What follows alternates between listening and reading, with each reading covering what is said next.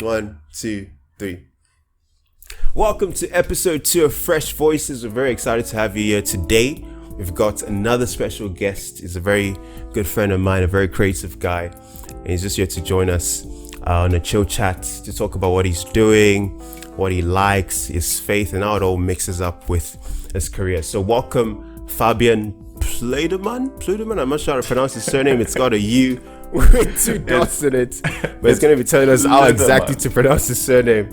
Welcome, Fabian. How are you doing? Thanks, Simeon.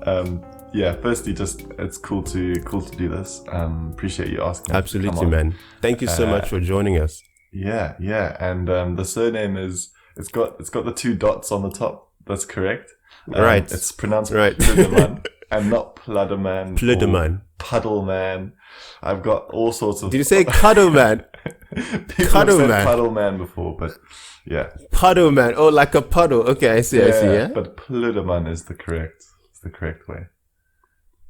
Plüddemann. Am I saying it right? Plüddemann. Plüddemann. Plüddemann. Plüddemann. That's very good. That's German, right? That's German. Yeah. It's a German surname. Plüddemann. Yeah. Plüddemann. That sounds good, bro. Just tell us a bit about yourself and, who is Fabian Plüddemann and what is he about? How would you describe yourself in a few words? Always find these difficult. I think the funniest way to start is I'm an ex-mechanical engineering student who stopped halfway through. Who dropped out? I didn't drop out.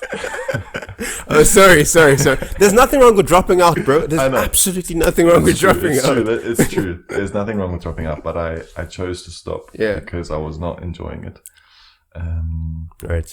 And I'm a very outdoorsy person. I've always loved the outdoors. I've always loved my camera and having that creative side of me, even though I also have a very kind of mathematical brain, which is where the engineering came from. I like cycling and I like cars. Those are really like my main kind of interests, I'd say. I'm a pretty quiet person. I would say I'm more introverted than extroverted, but I do need my extroverted fun to balance it out a bit. So that's kind of me. Awesome, man. So you're this videographer, photographer person who also has an interest in cycling and motorsports, ex-mechanical engineer. So it's quite an interesting mix of interests and, hobbies for one person. And I guess that's what makes you actually quite an interesting person to talk to. So on Instagram, I know you've been doing a lot of creative stuff. You post a lot of amazing pictures. You've directed a lot of things. What is the inspiration behind your work? Yeah, this is a good question. I think, I've always been, maybe part of my slightly more introverted personality is I've always been quite a deep or somewhat of a deep thinker. As I said, I'm quite quiet. I'm quite reserved most of the time. So I like to observe things. I notice things, like in the world or in interactions with people. I read a couple of books here and there. I like having interesting conversations, and basically like the culmination of all those things is often sparks some kind of idea or some kind of thought that I want to explore creatively. So I'd say that's kind of where most inspiration comes from. I remember watching one of your films years ago. It was you in your room, you having a dream. Next thing you were playing your trumpet. I'm actually going to put a clip of that in this video. And it's just very interesting, And I guess my question is, I know you just said you take inspiration from conversations you have. Do you also take inspiration from, I guess, events that happen in your life or, what else do you take inspiration from? I guess that's what my question is. I thought you might reference that video. It is one of my favorites because the trumpet cycling, sleeping in your room video. So the first inspiration for that video actually came from the piece of music that is the backing track for the whole video, the whole little movie. It's a project that I did completely on my own. So it's the only project I've done completely on my own, as in I planned it, I acted in it, I directed in it, I shot it, I edited it, so that was a lot of work to be both the actor in something as well as the director, and setting up the camera and everything, and to do it on a mountain with a bicycle and a trumpet. Yeah, so the inspiration was the piece of music which we played in high school band, and I've always loved that piece of music. Just because, I don't know, it was just created emotion in me, and I feel like I have an appreciation for like beautiful music. I have a classical background, so I can appreciate classical music in that sense. But other than that particular kind of piece of music, what inspires me is like an event that happened like on a personal level, but is now something that I look back on either fondly or nostalgically. Yeah, nostalgically, but even if it was. Oh yes, kind of... I'm glad you said yes. But it would have been awkward if you said no. No, it is because like in 2019 when I had a really tough year, it really was a struggle. So that was when I stopped engineering, and it kind of almost broke me in a way. And looking back on that challenge, I'm able to see a lot of the positives that kind of came from that. And so for me, that's quite like a cool, way to just kind of process that. And because I know how much like we all have actually similar experiences, and we can all relate to hardship in some way. Right. So I think I enjoy kind of portraying that creatively in a way that, is authentic to like me and the things I like doing. I completely feel what you're saying. And I think it's very beautiful when we take hardships, not just the good times in our lives, and we sort of make that into something creative, because a lot of time you see people like taking the good things and just the celebrations, but when you actually take hardships and then you turn them into some creative work, I think it's absolutely beautiful. And that's just very cool, man.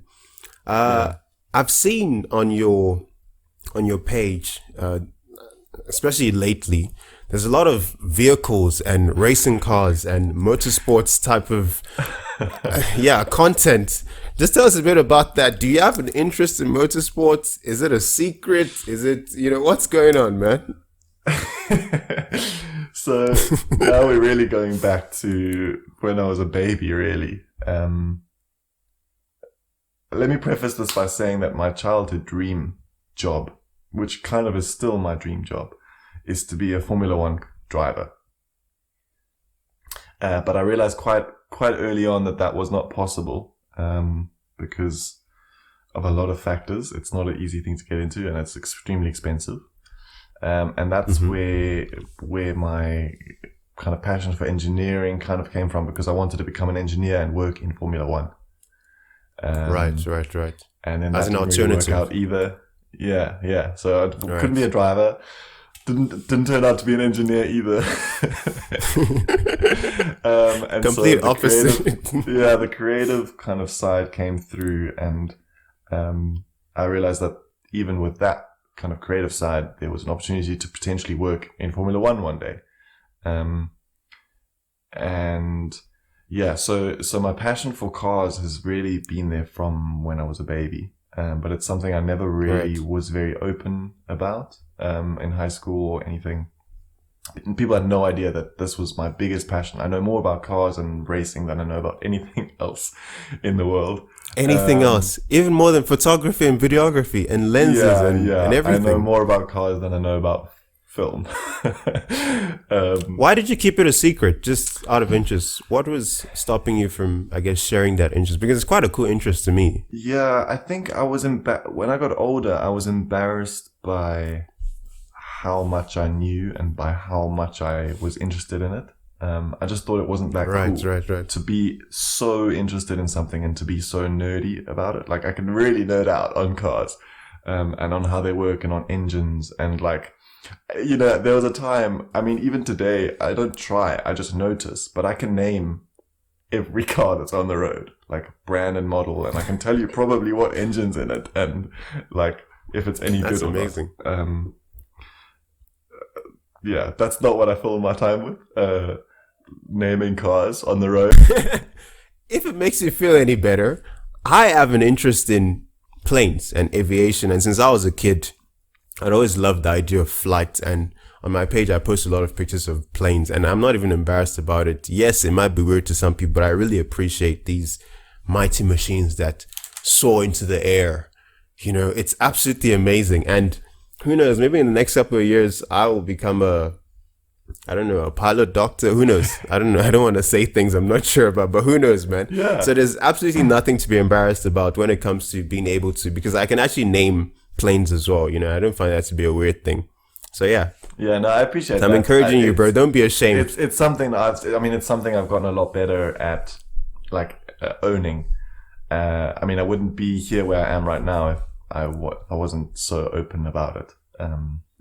But yeah, I mean, one of the other small, not so small, things that I struggled with is that I also have a big passion for like environmental conservation, saving the planet, and cars and that are a bit clashing, or they clash a little bit.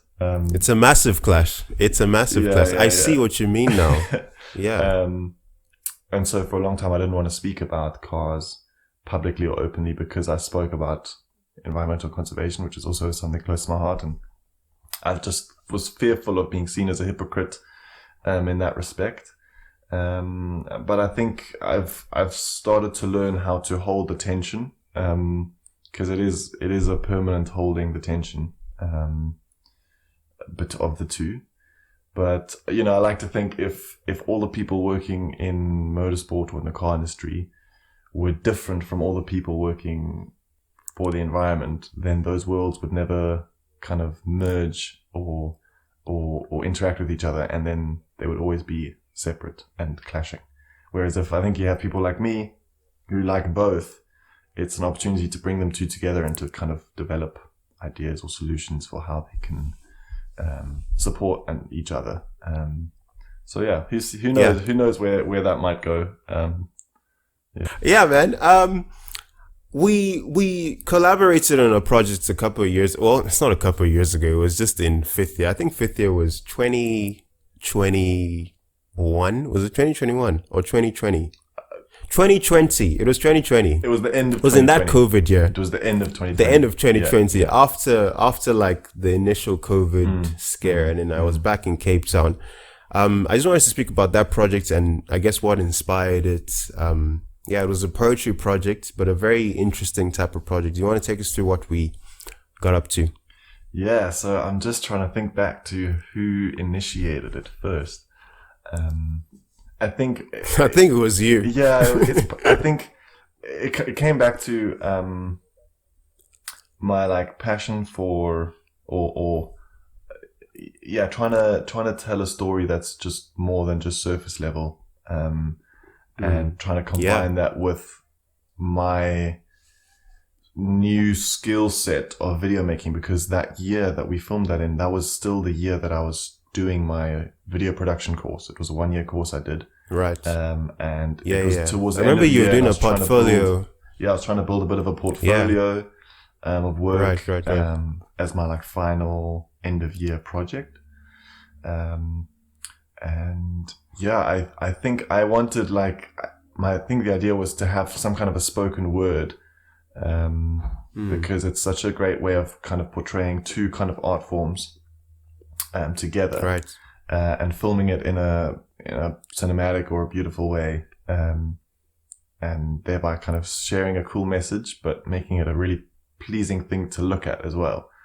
And I know that you'd done some poetry and you'd done some writing. And so I think I approached you, right? Back in the day. And Back in the day, Yeah, you when had I a used to blog. write. Yeah. Yeah. Is that still going? And then life happened. Life happens. Okay. I haven't written in a while. Hey, I think there was a season of writing, and then I think I stopped. But I mean, I'm looking to get back into those things, you know, because I think I did enjoy that. Yeah, but yeah, that was just, you know, we have seasons of certain types of creativity. I mean, now we have this video podcast, and it's a whole new experience entirely. So, you know, each season presents something new to explore. I guess that's my approach to life, you know? Exactly. Yeah. I've had to, you know, I've just moved here to Germany, actually, kind of bi-monthly? No. I'm not here for the whole year, and I'm not here permanently. I don't know what the correct term is, but I'm here for like 8 months of the year, and then I'll be back in Cape Town towards the end of the year, and then I'll come back here next year. But moving here has taken some adjustment, and I've had to kind of put down certain kind of creative outlets or kind of adapt and change, because the season and the life and everything around me is so different that some things don't fit in It's a anymore. different environment. Yeah. So I think I've learned to be okay with letting some things go and you know, picking new things up as a result, because there's scope or space to do so. So, yeah. Okay, cool. So this is now quite a deep question, okay? I know you're a Christian, right? So I've known you for a couple of years, and we actually used to go to the same church at some point.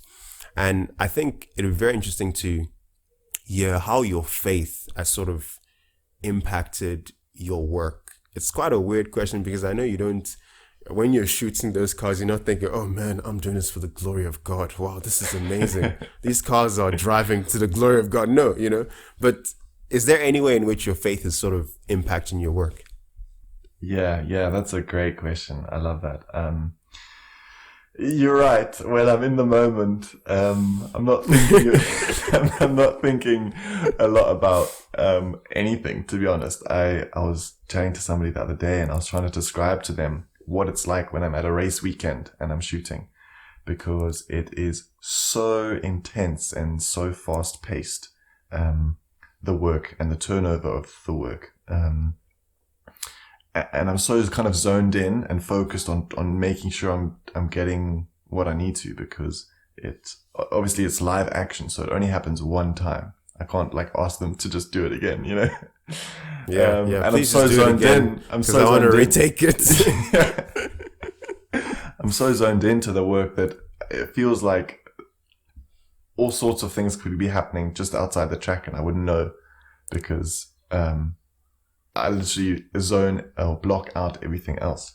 But apart from that, I think my journey to where I am now has been hugely impacted by the way God's been working in my life, and in the plan that He's kind of set out before me. You know, I started studying engineering because I thought that that's what I want to do or should be doing, or you know, and that just came crashing down in quite a big way. But throughout that entire process, it was so evident, actually, how much God was just kind of leading me through that, and showing me that there's another way. And that doesn't mean I have to leave my passions for cars, for example, behind. But I can just approach that in a different way. And that was a process, but I've kind of seen each and every step has taken me towards kind of this opportunity that I have now, where I'm here in Europe, essentially doing my dream job. I think that's a blessing. Yeah, which is I could never have dreamed of this 9 months ago, you know. So there's just been so many small moments along the way where there's been doubt or uncertainty, and where things could have looked quite different. And yeah, I think God's just kind of blessing and hand in guiding decision making and putting the right people in the right place that, allowed me to kind of pursue the thing that makes me really happy. So it's been amazing. So you're sort of finding purpose in your passion, in a sense. Yeah, I think that's a good way of putting it. That's beautiful, man, and so encouraging. And I think you're right. We only see to a certain extent, and it's just about trusting God for the rest of it. You know, like you said, you wouldn't have dreamt that you would be where you are right now, but here you are. You know what I'm trying to say? I didn't even, if you asked me if I was going to start a podcast when I was in matric, you know, I wasn't even an outgoing person, but over the last couple of years, I just fell in love with cameras, man. Like, I fell in love with cameras, and, you know, here I am today. So I think it's just our responsibility to sort of leave it to God and let Him pave the way, you know? I think that's just the best approach to it. Sibling or friend. But in this, I see a fundamental distinction from your love. Here's my reasoning. There is an end to this kind of love, a limit. Betrayal, denial, neglect terminate, or at least diminish, affection between two human beings. How many times have I betrayed, denied, and neglected you? My answer to that is full of regrets. He says, my love for you is independent of you. Why don't you just accept it? I want to accept it. In fact, I do. But I also want to understand it. My love for you is independent of you. For someone who's just starting off with videography, they have this interest, what would be your biggest recommendation for them with starting off? Open question. Yeah, this is always a tricky one. I think I have two things I'd say. I think the first is that if you're beginning, the last thing you should think about or be thinking about is, what equipment do I not have? Good. That's good, man. really not that important at the beginning. What is most important actually is the story. The story is, we like to say, story is king, or story is queen. Story is the most important thing. If you're creating or shooting a beautiful movie, but the story is average, people aren't going to enjoy it that much. And so, I think those two things are the most important. Okay. All right. So your story is more important than what you don't have. I think that's absolutely brilliant. Thank you so much, Fabian. This was really cool. As usual, always lovely to chat with you. And do check out his stuff on... You have lots of pages, and there's Fabian's Focus, there's Fabian's Films. What should people, like, where should they go to? You know, where should they check out your stuff? I'm struggling to figure out what people should go and look at. No, but my main page account is Fabian's Focus. Okay. That was photography. It's photography first, that page. But I do some like Instagram reels these days every now and then. But then the Fabian's Films kind of came out as a means of advertising or showing any kind of YouTube work that I've done. Okay. And I use YouTube as a platform of basically like being a portfolio of client work or personal work. So I'm not a YouTuber, but I just put it there for people to see. Okay, cool. Thank you so much, Fabian. Thank you so much for watching episode 2 of Fresh Voices. Stay tuned for the next episode. Cheers.